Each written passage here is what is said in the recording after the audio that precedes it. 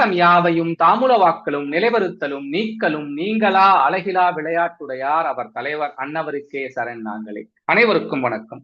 சென்ற வார காணொலியில் ராமனும் இலக்குவனும் எப்படி ஒற்றுமையாக இருந்தார்கள் அப்படின்னு ஒரு பாடலை பார்த்தோம். நெய்குழல் உருமிழை என திரிந்தார்கள். அதாவது நதி, பொய்கை, ஆறு அப்படின்னு. அதாவது இந்த நதிக்கும் ஆறுக்கும் ஒரு முக்கியமான வேறுபாடு சொல்வதுண்டு. தோன்றக்கூடிய இடத்தில் இருந்துதான் அதோடைய பெயர் வருது. இப்போ மலை, அந்த மலை சார்ந்த இடத்திலிருந்து தோன்றுவதற்கு பெயர் ஆறு. இந்த பனிப்பாறை உருகி, அதாவது இந்த கிளேசியர்னு சொல்றோமே, அது உருகி வர்றதுதான் நதி. அதனாலதான் சிந்து நதி, காவேரி ஆறுன்னு சொல்றோம். அப்படி இரண்டு பேரும் அங்கெல்லாம் திரிந்தார்கள். எப்படி திரிந்தார்கள்? நெய்குழல் உருமிழையாக திரிந்தார்கள் அப்படின்னு அந்த போன வார பாடல்ல பார்த்தோம். அதன் தொடர்ச்சியாக அடுத்த இரண்டு தம்பியர், அதாவது பரதனும் சத்ருக்கனனும் எப்படி இருந்தார்கள் அப்படின்னு சொல்லக்கூடியதான் இந்த வார பாடலை பார்ப்போம். பரதனும் இளவலும் ஒரு நொடி பகிராது இரதமும் இவளியும் இவரினும் மறைநூல் உரைதரு பொழுதினும் ஒழுகிலார் எனையால் வரதனும் இளவலும் என மருவினரே அப்படிங்கிறது. இந்த இடத்துலயும் இந்த பாடலையும் தம்பி யாருன்னு சொல்ல, முதல் பாடல்ல ஐயனும் இளவலும்னாரு, இந்த பாடல்ல பரதனும் இளவலும். ஆக மொத்தம் இலக்குவன் பேரோ சத்ருக்கனன் பேரே வரல. அந்த அளவுக்கு ராமன்னாலே இலக்குவன், பரதன்னாலே சத்ருக்கனன் அப்படின்னு அப்பையிலேருந்தே அது அந்த அந்த பெயர் அப்படியே வந்துருச்சு அப்படிங்கிற மாதிரி. இந்த இடத்துல பரதனும் இளவலும் ஒரு நொடி பகிராது, அதாவது ஒரு நொடி அப்படிங்கிறது நம்ம நம்ம சொல்ற அந்த நொடிக்கக்கூடிய பொழுது அப்படின்னு. அதை நம்ம தமிழ்ல மாத்திரை அளவு அப்படின்னு சொல்லுவோம். அதாவது இந்த நொடி, இப்ப இமை அப்படின்னா அந்த கண்ணுடைய மேல இருக்கிறது இமை, அது அடிக்கிறது இமை, அதான் இமைப்பொழுதும் அப்படின்னு சொல்லுவோம். இமைப்பொழுதும் என்னெஞ்சில் நீங்காதான் தாழ்வாழ்க அப்படின்னு மணிவாசகர் பாடுறாரு. அந்த இமைப்பொழுது, நொடிக்கிற பொழுது. அதனால பரதனும் இளவலும் ஒரு நொடி பகிராது இரதமும் இவளியும் இவரினும் மறைநூல் உரைதரு பொழுதினும். அதாவது எங்கெல்லாம் பிரியாம இருக்காங்க. இரதமும், அதாவது ரதம், தேர் ஓட்டுறதுல. இவளி அப்படிங்கிறது குதிரை ஓட்டும் போதும் தேர் ஓட்டும் போதும், இவரினும்னா அதன் கூடவாக செல்வது. இந்த மாதிரி நேரத்திலும் மறைநூல் உரைதரு பொழுதினும், அதாவது அந்த வேதத்தை படிக்கக்கூடிய, அதாவது அந்த காலத்துல அவங்க என்ன படிச்சாங்களோ அப்ப படிக்கக்கூடிய நேரத்திலும், சில பேர் விளையாடும் போது ஒன்னா விளையாடுவாங்க, படிக்கும் போது கட்டி விட்டுருவாங்க. ஆனா இந்த சகோதரர்கள் எவ்வளவு ஒற்றுமையாக இருந்தார்கள் அப்படின்னு, எல்லா காலத்திலையும் ஒரு இமைப்பொழுது கூட பிரியாமல் ஒற்றுமையாக இருந்தார்கள். அப்பேற்பட்டவர்கள் பரதனும் சத்ருக்கனனும். பரதனுக்கு ஒரு தனி ஏற்றம் உண்டு. அதாவது இங்க சிங்கப்பூர்ல வார வாரம் வியாழக்கிழமை கம்பராமாயணம் வகுப்பு எடுக்கிறாரு, திரு ஆக்கி வரதராஜன் ஐயா அப்படின்னு. அவருடைய புத்தகம், அதாவது அவர் வரதன், அவர் பேர் வரதராஜன், வரதன் அந்த புத்தகத்துல அவர், அதாவது புத்தகத்தோட தலைப்பே மிக அழகாக இருக்கும். அவருக்கு பரதன் மேல் ஒரு அளவு கடந்த பற்று.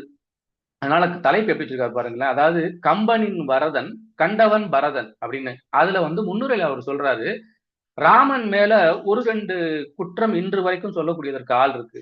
உதாரணமா சொல்லணும்னா, வாலிய மறைஞ்சிருந்து தாக்கினது, அப்புறம் அதாவது கடவுள்னு சொல்றமே, அவதாரம்னு சொல்றமே, அப்படி இவரு பூனி மேல அந்த மண் உண்டு விட்டு அடிக்கலாமா, அது ஒண்ணு.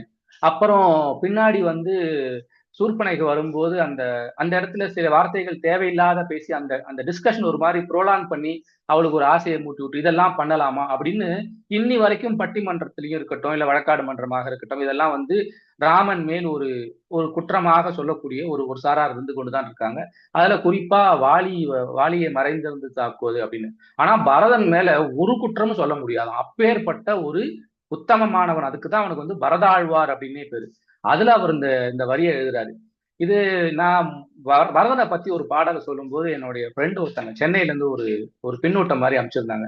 அதுல ஒரு அழகான ஒரு செய்தியை அவங்க சொல்லியிருந்தாங்க. அதுவும் இந்த இந்த இடத்துக்கு சரியா இருக்குன்னு தோணுது. அதாவது மறைஞ்சிருந்து அடிக்கும் போது வாலி கேட்டானா, நீ நிஜமாலே பரதனோட அண்ணாவான்னு அப்படின்னு சொல்லி கேட்டானா.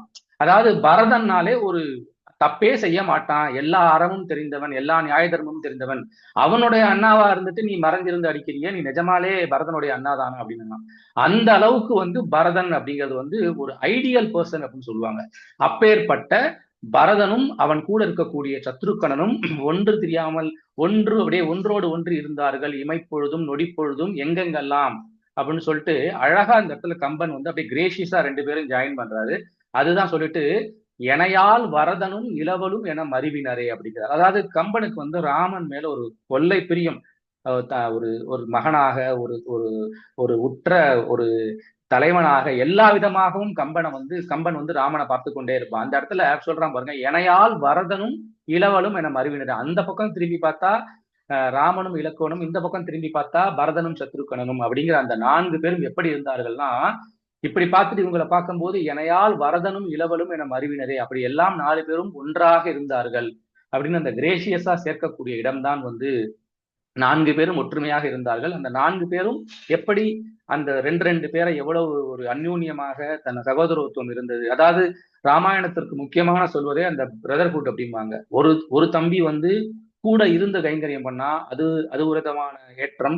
இன்னொரு தம்பி கூட இல்லாமையே மனதளவில் எப்படி இருந்தான், அப்ப 4 பேரும் எப்படி ஒற்றுமையாக அழகாக இருந்தார்கள் அப்படின்னு அந்த சின்ன வயதிலிருந்தே அந்த அந்த ஒரு அந்யூன்யம் எப்படி இருந்தது, அந்த பாசம் எப்படி இருந்ததுன்னு சொல்லக்கூடிய 2 பாடல்கள்.